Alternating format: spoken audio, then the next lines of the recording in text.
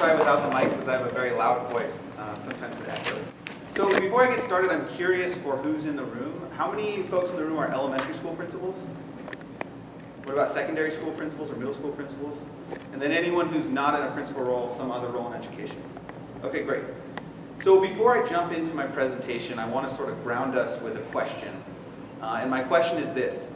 How many of you in the room have had a moment in your career, whether it was as a principal or maybe it was as a teacher before you were a principal, where the weight of the job, the pressure of the job, maybe some outside influences that were pushing down on you made you want to rethink your career choice and say, I don't want to do this anymore? Raise your hand if you've had a moment like that, or maybe a long period of time like that. Okay. We'll come back to that in a moment, but I think it's important that we start with that. But before we talk about what's the matter with Oregon, I want to talk about why I love Oregon so much. Anyone here a lifelong Oregonian, lived in the state forever? Okay, if your hand is raised, you might remember this man, Governor Tom McCall. He was governor a couple decades ago. And I love this quote because I think it explains who Oregon is as a state, what our spirit is as a people. There's a spirit here that says, let's dare to try things. Let's see why you can do things rather than let's see why you can't. And so to give context to that quote, Tom McCall helped pass the Oregon Beach Bill. So it was an innovative idea at one point that the beaches would belong to all of us. In fact, that's not true in a lot of states. If you have enough money, you can buy a plot of land on the beach, put up fences, and it's yours. In Oregon, we believe that our beaches are a birthright of our people. That was a new thing. That was an innovative idea that we did first in Oregon. The bottle bill, the idea that we were going to put a deposit on bottles to sort of incentivize people to stop polluting, stop littering. We did that here. Oregon Vote by Mail, the Salmon Plan, the Oregon Health Plan, Death with Dignity, the idea that when people are at the end of their life, they get to choose on their own terms how they're going to leave.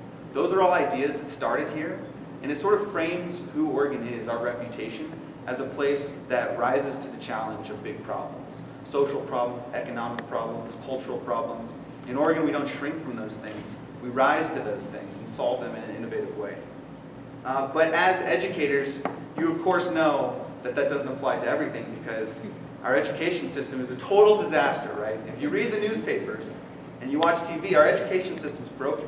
I studied Oregon's graduation rate for my master's project. And this was a small sampling of headlines from newspapers across the state, TV stations across the state, about how they're framing the challenge of our graduation rate problem. And I want you to notice the framing. 48th in the nation, near the basement, abysmal, troubling graduation rate. If you're a everyday Oregonian reading the newspaper, watching TV, the lesson here is pretty clear. The education system's broken. It's not getting the job done. There's a big problem here. And it's not just our graduation rate, though. These are other headlines that are about chronic absenteeism or smarter balanced test scores, and the message, again, is very consistent. I love that Oregonian headline in the center there. Oregon's broken education system shackles our students, right? Very vivid imagery that's not just about the failure of the system, but the impact that that failure is having on children, on the kids that the system is designed to serve.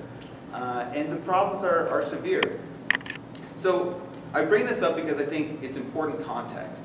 But I also know that you as educators know that that's not the full story of what's happening in Oregon. Yes, it's true that we have a very low graduation rate. But if you peel back the onion a little bit, let's use a comparison as an example. Iowa, state of Iowa leads the country with their graduation rate. North of 91% of their kids graduate. That is an amazing achievement and something that they should certainly be proud of. In Oregon, our number is 77%. There's a big gap there. But if you dig deeper and you look at the context, Oregon requires 24 credits for our kids to graduate from high school, right? But in addition to those 24 credits, you need to demonstrate your essential skills in math, reading, and writing.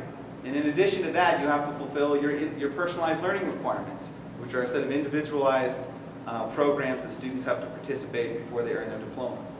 And we can debate whether those are the right requirements or the wrong requirements, but in Iowa, the statewide minimum is 15 credits that a student needs to graduate. So when we say Iowa has a 91% graduation rate and Oregon has a 77% graduation rate, we think we're comparing the same things, but in reality, we're not talking about the same thing. We're not measuring the same thing.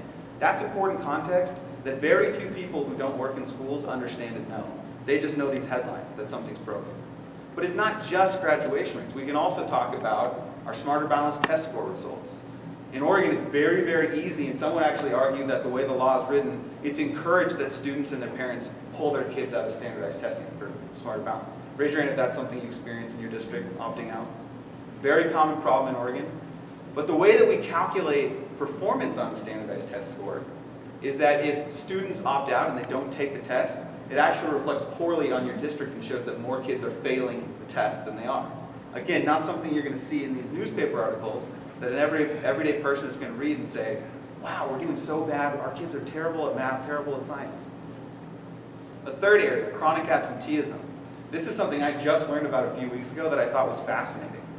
So Oregon has one of the worst rates of chronic absenteeism in the country, but if you dig a little deeper, you'll find out that we've got some quirky ways of measuring it. So for example, if you're from a rural district, or not even a rural district anymore, if you're in the Salem-Keizer district and you've got extracurricular competition that's, you got to come out to this area in Central Oregon, the way that we calculate chronic absenteeism is that if a kid is not in class, even if they're at a school-sanctioned extracurricular activity, under the supervision of the school district, they're counted as absent, which makes our, some of those 94,000 students who are chronically absent from class are actually participating in extracurricular activity, which, by the way, we know is positively correlated with academic performance, with social and emotional health and happiness, and something that we want more kids to be doing, but again, not part of the dominant narrative about how we talk about education in the state. So I use those three examples to sort of show the disconnect between how we talk about education as a people and the real true underlying story of what's actually happening in our schools. And this disconnect is a big deal because there are some serious consequences that go along with it. I opened by asking you if you had moments in your career where you didn't want to do it anymore, you thought about making a career change. There's a dirty secret in Oregon that we are just now starting to talk about. 30% of the workforce in education is eligible to retire today, almost 30%, and we don't have enough people to fill those spots.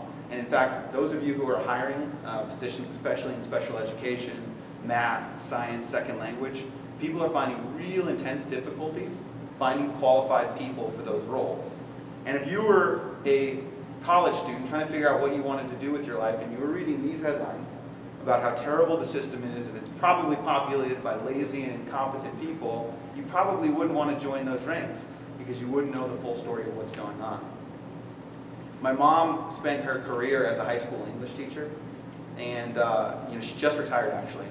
One story that I remember really vividly is she was being interviewed for a video, and one of the questions she would ask was, would you want any of your 3 kids to follow you into the profession of teaching?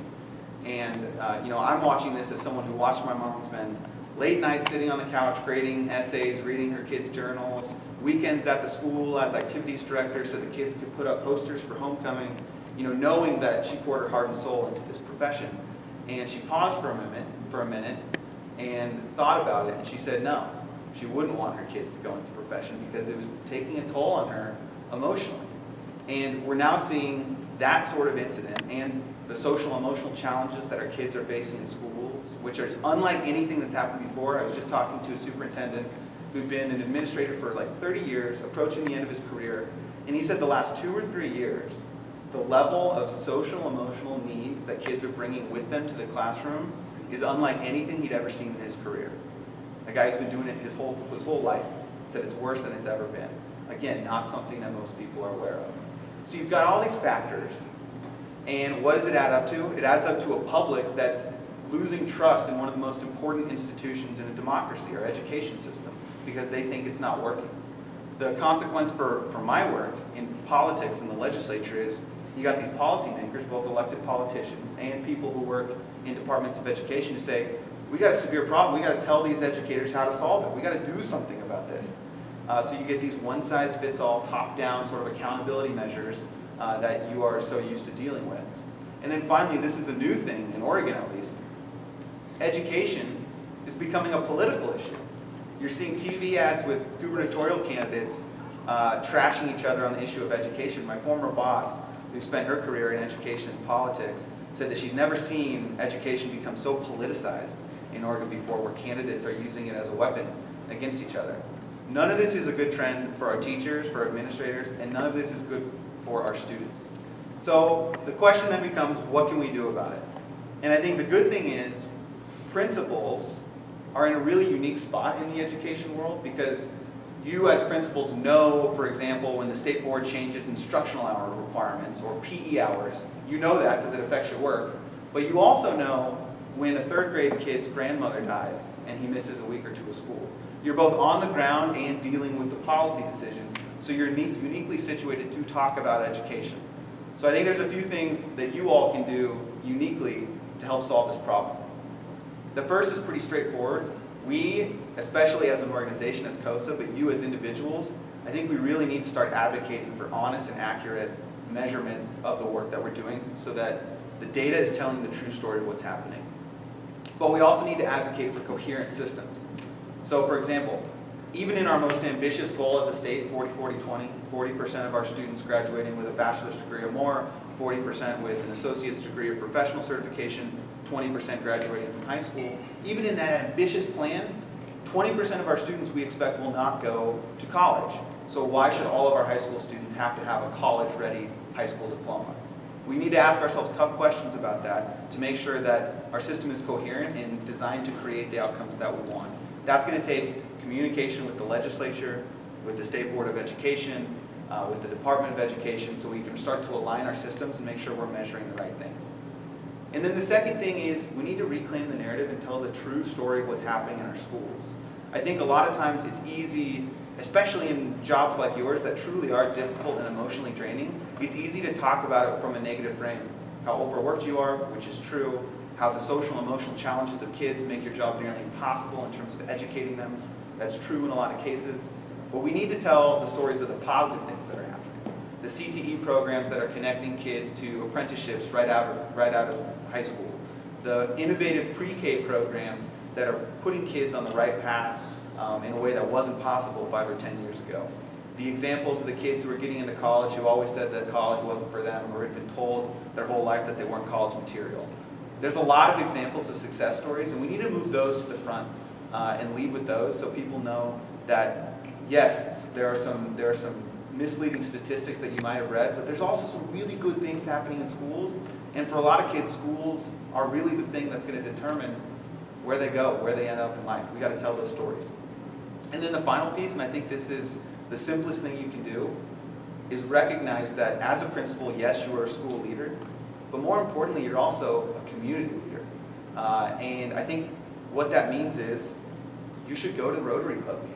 You should go to the Kiwanis meetings. You should write an op-ed in your local paper to talk about the good things that are happening in your school. And you should relish that role as someone that the community looks to as a leader and use that platform that you have to start telling the story of what's happening in schools. Thank you so much for your time, and hopefully we can solve this together.